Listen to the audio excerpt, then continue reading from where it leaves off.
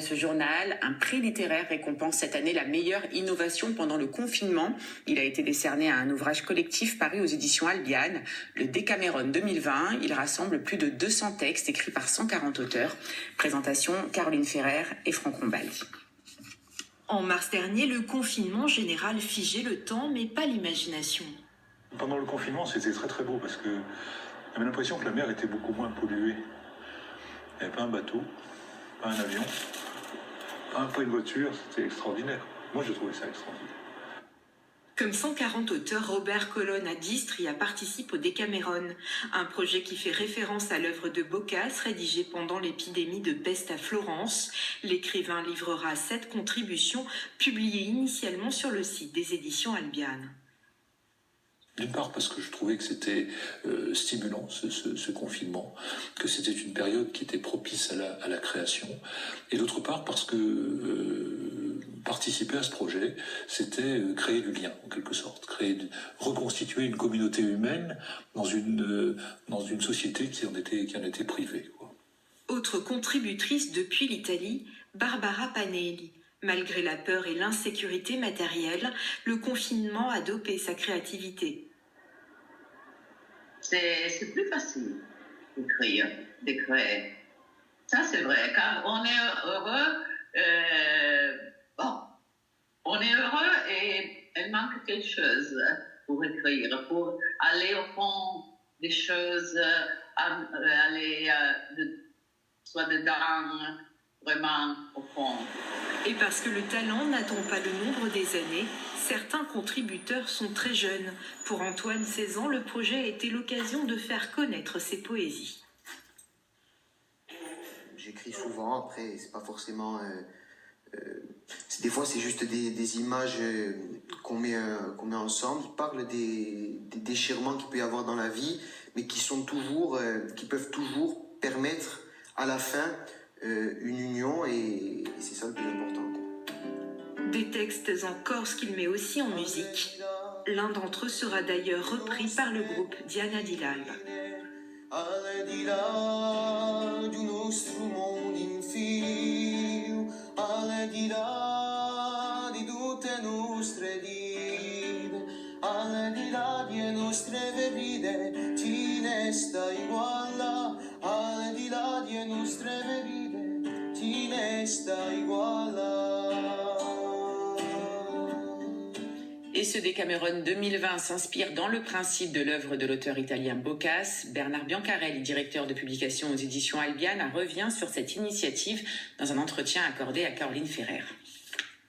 Et pour nous parler du Décameron qui vient de recevoir le trophée de l'édition dans la catégorie Innovation pendant le confinement, nous sommes justement avec Bernard Biancarelli. Bonsoir. Alors, en quoi consiste le Décameron ?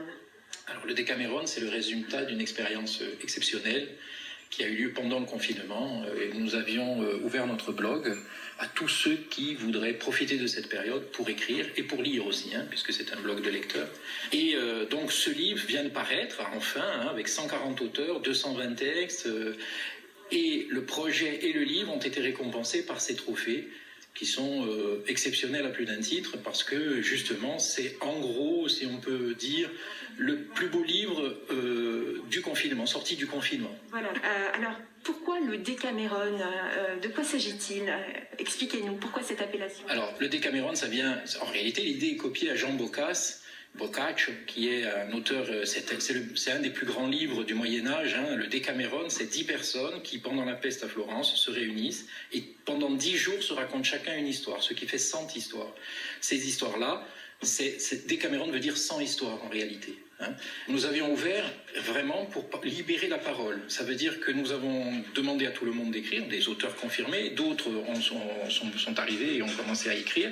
Nous avions laissé le choix des langues, donc nous avons du français bien sûr, mais beaucoup de corse, nous avons de l'italien, nous avons de l'anglais, de l'allemand aussi, donc ça a essaimé, ça a été assez incroyable. Tous les types ont été essayés, vous avez de la poésie, de la nouvelle, du théâtre, vous avez une espèce de gerbe incroyable de littérature dans tous les sens, qui a donné, qui montre un peu la vivacité de ce moment qui était un moment que l'on aurait pu penser de réclusion et de fermeture. Alors justement, ce moment, c'était le premier confinement, hein, on précise pour nos téléspectateurs.